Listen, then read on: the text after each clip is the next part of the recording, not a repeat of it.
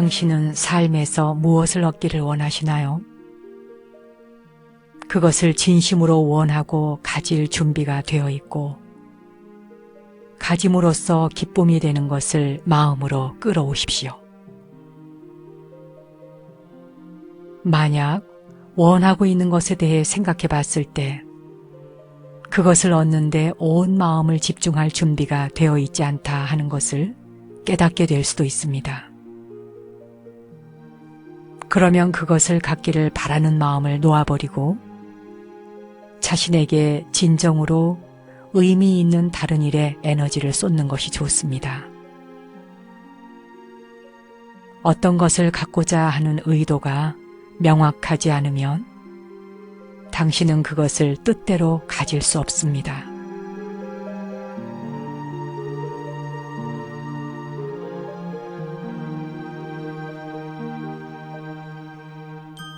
안녕하세요. 정목입니다. 여러분은 삶에서 진정으로 얻기를 원하는 것이 있나요? 그것이 무엇인지 구체적으로 생각해 본 적은요? 그냥 그것이 있으면 좋겠어, 이루어지면 좋겠어가 아니라 그것이 진정으로 원하는 것인지를 아는 것은 매우 중요하지요. 그래야 집중할 수 있고 기쁨을 누릴 수 있는 겁니다.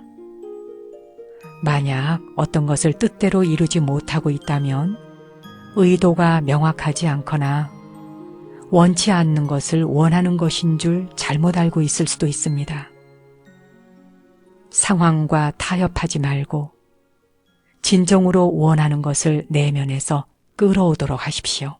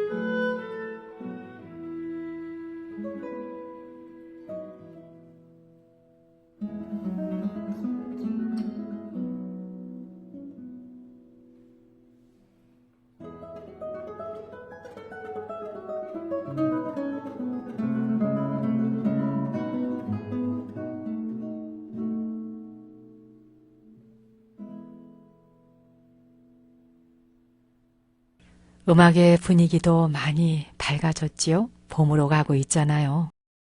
봄이라 무엇을 본다는 이야기잖아요. 다른 것은 다 그냥 뭐 여름, 가을, 겨울 이러는데 봄에는 새자가 다 붙어요. 새봄, 새싹, 새학년. 이렇게 새자가 다 붙는단 말이죠. 모든 것들이 새롭고 신선하게 세상에 다시 태어나는 것을 의미하겠죠. 그런 뜻을 담아서 여러분도 모든 마음가짐들이 새로웠으면 좋겠습니다. 이 사람의 감정이라는 것이 쭉쭉 뻗어나가는 형식도 있지만 꽈배기처럼 꼬이는 형식도 있지요. 나선의 구조를 가진다 하는데 부정적인 감정들이 저절로 소멸되도록 그냥 내버려 둘 수는 없을까요? 올라왔다가 자기 혼자 사라져버리는 거 말입니다. 골문 염증처럼 마음을 어지럽히는 감정들 역시 우리가 그것들의 물꼬를 터줄 때 더욱 맹위를 떨친다 하는 걸 우리는 살아오면서 경험해봐서 알고 있지요. 뭐 예를 들어서 분노가 폭발하도록 내버려두면 불안정한 심리 상태가 조성이 되고 그러다 보면 점점 더 자주 화를 내게 되잖아요. 흔히 우리는 자신의 감정을 자유롭게 펼칠 때 축적된 긴장이 일시적으로 풀리게 된다라고 생각을 하지만 여러 심리학적인 연구 결과들은 이런 선입견과는 다릅니다. 이 심리학적인 관점에서 보면 실제로 정반대의 현상이 벌어진다는군요. 분노가 자유롭게 표현이 되도록 그냥 내버려 두지 않고요.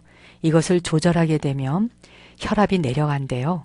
그러니까 호의적인 태도를 취하면 혈압은 더더욱 내려간답니다. 근데 분노가 폭발하도록 내버려 두면 혈압이 많이 올라간다는군요.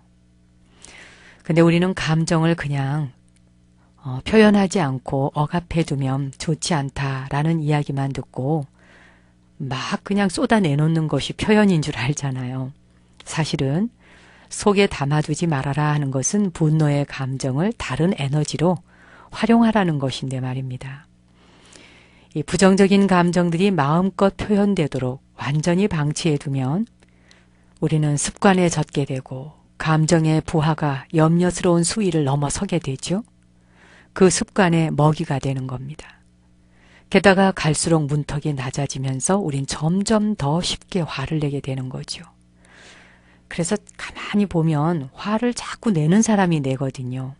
안 내는 사람은 안 내지만 또 스스로도 살펴보면 한번 화를 내기 시작하면 아무 일도 아닌 것에 반복적으로 화를 내고 있는 자신의 모습을 발견하게도 될 겁니다. 그런 결과 만성적인 불쾌감과 더불어서 소위 말하는 고약한 성질이 만들어지는 거죠. 자신의 감정을 잘 다스리는 사람들이 즉 감정을 제거하는 것이 아니고 제어하는 걸 말합니다. 이렇게 감정을 잘 다스리는 사람들이 바로 타인들의 고통에 직면해서 이타적인 행동을 가장 잘 보여주는 사람이다 하는 결과가 행동에 관한 연구에서 드러났다고 하는군요. 감정이 극도로 예민한 사람들의 경우는 대개 어떤 고통을 보고 그것을 해결할 방법을 모색하기보단 자신의 감정적인 동요에 더 골몰하는 편이잖아요. 그러니까 그 감정 속으로 빨려 들어가는 거죠. 그렇다고 감정을 억눌러라 하는 것은 아닙니다. 심리학자들은 억눌린 감정이 심각한 정신적인, 육체적인 장애를 초래할 수 있다고 하죠. 그렇기 때문에 우리의 감정이 총뿌리를 우리 자신에게 겨누는 것만큼은 무슨 수를 써서라도 피해야 한다는 겁니다. 엄청나게 폭발적인 분노를 하고 있을 때 그것은 이미 스스로에게 총뿌리를 겨누고 총을 쏜 상태라는 겁니다. 하지만 통제되지 않은 과격한 감정 표현 역시 치명적인 질병들을 유발하지요. 살인이나 전쟁이 가장 흔한 예가 아닐까요? 이 분노의 폭발로 인해서 뇌졸중으로 죽게 되거나 또 강박적인 욕망으로 인해서 말 그대로 소진해버릴 수도 있는 겁니다. 어떤 경우가 되었건 감정의 올바른 대화를 나눌 줄 모르기 때문에 일어나는 일 아니겠습니까?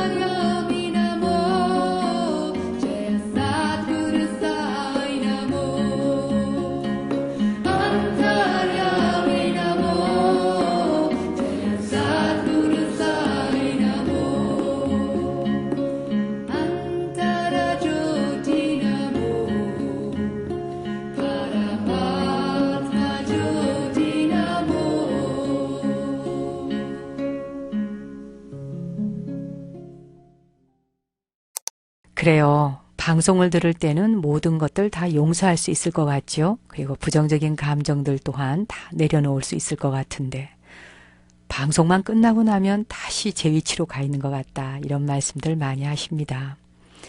정말 부정적인 감정들로부터 해방될 수 있기는 있는 걸까요? 자기 성찰을 해보면 오히려 부정적인 감정들이 일시적인 현상이구나 하는 걸 알게 되죠. 오직 바라보기만 하라. 그 수행을 꾸준히 해보고 계시는지요? 알아차릴 뿐. 거기에 어떤 판단 분별도 가져다 붙이지 않으면 그저 이것이 모두 일시적인 정신 현상이구나 하는 걸 알 수 있지요. 그리고 그런 일시적인 정신 현상들은 해독제처럼 작용하는 상반되는 긍정적인 감정들에 의해서 소멸될 수 있는 겁니다. 이런 목표에 이르자면 고통을 주는 감정들이 행복에 해롭다는 사실부터 알아야 되겠죠. 어떤 감정들이 또 나 자신과 타인들에게 어떤 영향을 미칠 것인가에 대한 주의 깊은 관찰을 통해서만이 알 수 있는 겁니다. 하지만 인식하는 것만으로는 그것을 뛰어넘을 수는 없는 일이죠. 여러분이 윤화를 들으면서 그래 맞아, 그래 바로 저거야 라고 이렇게 이성에 와 닿고 마음에도 와 닿는데 그렇다고 해서 분노를 근본적으로 해결하는 그 경계를 뛰어넘은 것은 아닐 수 있다 하는 겁니다.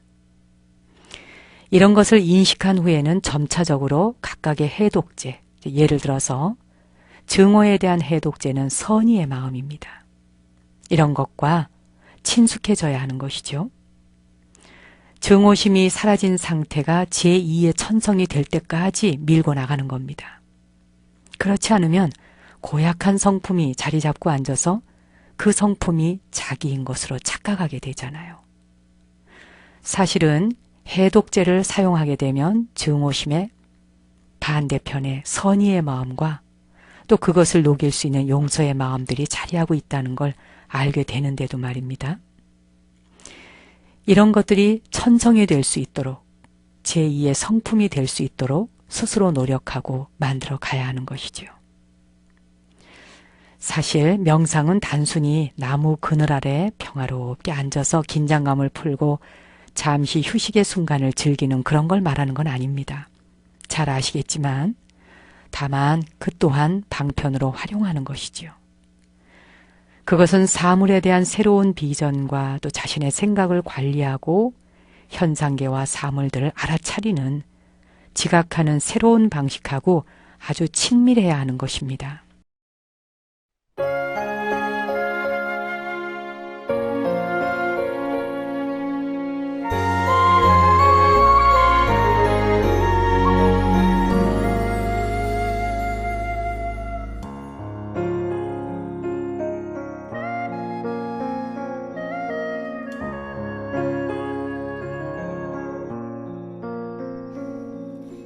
사람들만이 생각할 수 있다.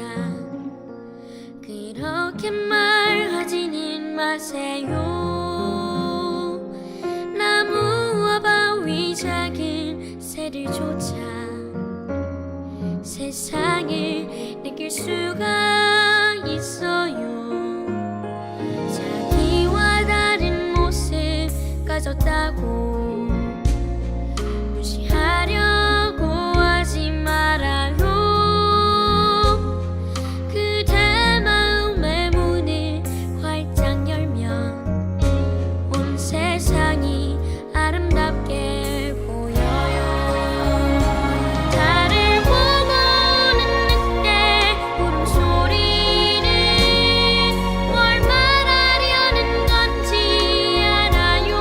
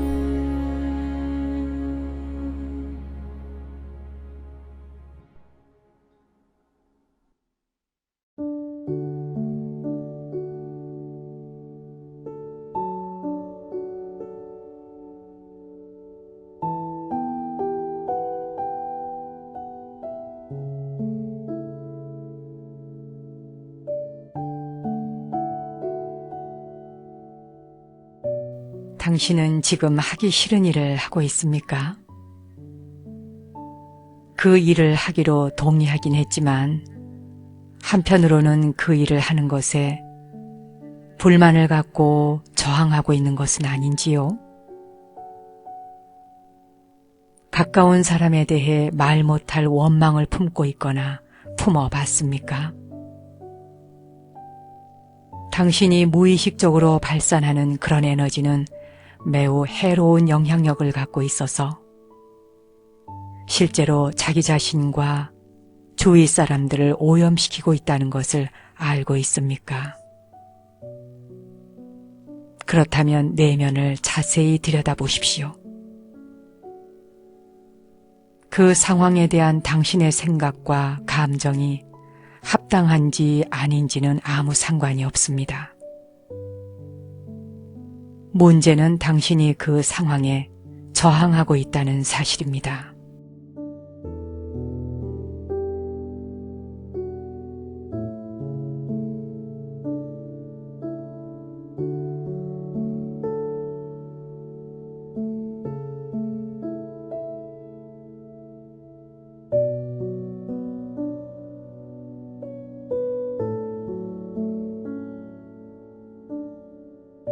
무의식적으로 저항하는 순간 우리는 현존의 순간을 적으로 만들고 있는 겁니다. 라고 하는 톨레의 말은 너무도 지당한 지적입니다. 어떤 상황에 대해 저항하는 순간 우리는 우리가 속한 주변 사람들과 자신의 내면까지 오염시키게 되지요. 지금 하고 있는 일이 마음에 들지 않으면 일손을 그저 잠시 멈추어 보세요. 그렇게 일손을 잠시 멈추고 상대에게 자신의 느낌을 충분히 이해시키는 것이 좋습니다. 만약 그렇게 할 수 없는 상황이라면 자신의 부정적인 감정을 떨쳐버려야 합니다.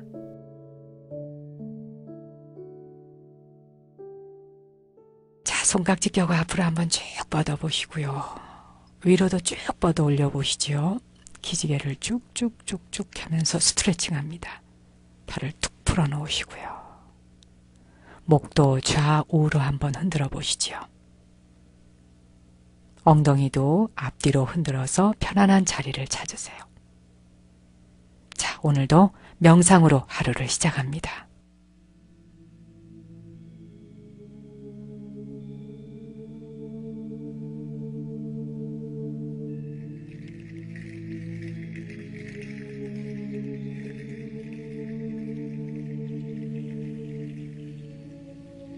이제 편안한 자세로 앉아보십시오. 등과 허리를 곧게 펴고 가슴을 활짝 열어보세요.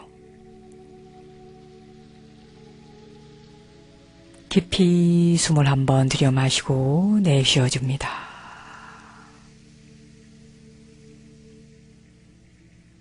눈은 감거나 뜨거나 자유롭게 하십시오. 눈을 뜨고 있는 분들은 시선을 편안한 지점에 아래로 툭 떨어뜨려 놓으세요.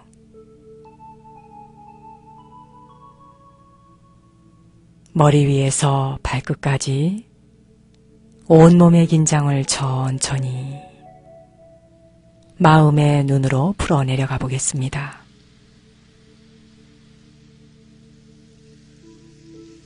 머리가 텅 비고 고요하며 맑고 시원하다 상상하십시오. 목과 어깨, 팔과 손가락 끝까지 긴장감을 풀어놓습니다.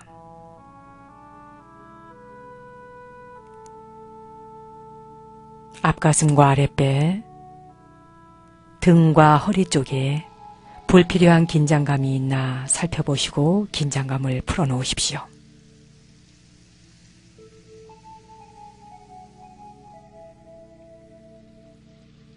엉덩이와 허벅지, 무릎과 종아리, 발목과 발가락 끝까지 긴장감을 풀어놓습니다.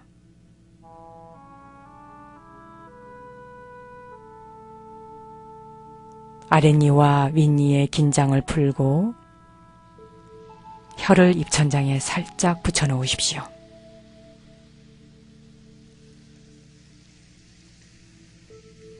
손이 자유로운 분은 손바닥이 위를 향하도록 해서 양손을 무릎 위에 가볍게 내려놓으십시오.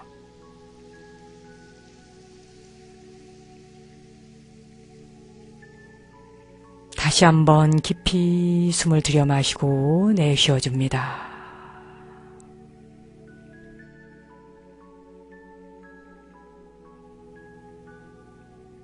들이쉬고 내쉬고 들이쉬고 내쉬고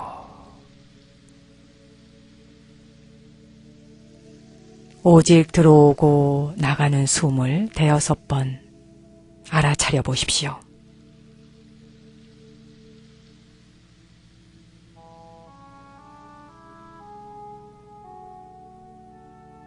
이제 배꼽 아래 단전에 마음을 집중해 보십시오.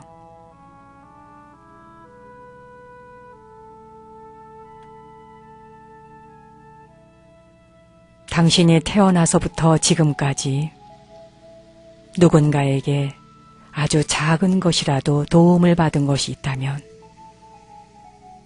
그 사람을 한번 떠올려 보십시오. 당신에게 도움을 준 사람이 가족일 수도 있고 친구일 수도 있고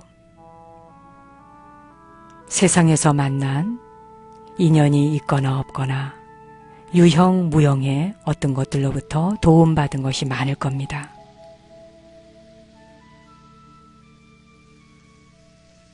당신은 어떤 도움들을 받은 것 같은지 도움의 내용을 구체적으로 떠올려 보십시오. 지금 이 순간 당신의 의식 안에서 떠오르는 대로 모두 다 하나하나 건져 올려 보십시오.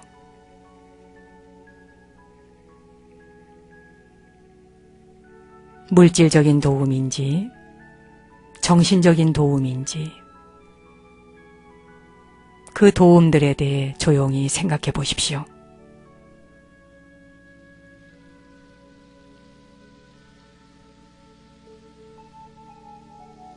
이제 그 도움을 준 사람을 향하여 따뜻한 미소를 보내십시오.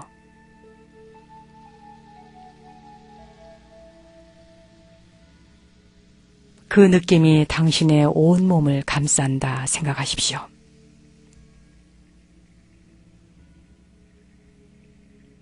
이제 그 느낌이 당신이 있는 공간을 지나 더 넓게 넓게 세상으로 퍼져가도록 하십시오.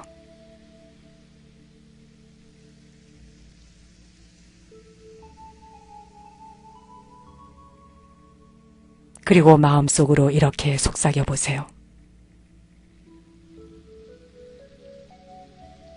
당신의 도움에 진심으로 감사드립니다. 당신의 도움에 진심으로 감사드립니다.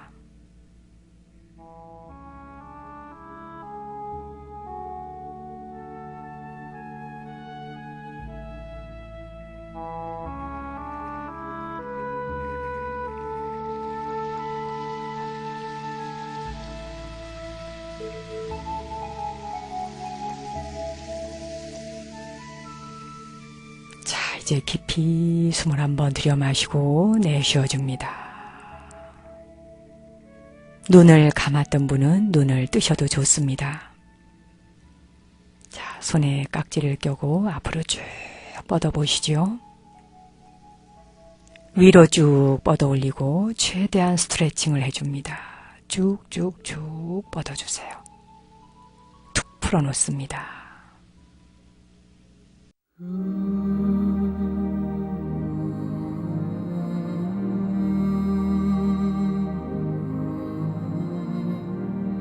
오늘 내가 짓는 한 번의 웃음이 좌절하는 사람들에겐 밝은 희망이 되기를 기원드리며 저는 월요일 오전 10시에 다시 찾아뵙겠습니다.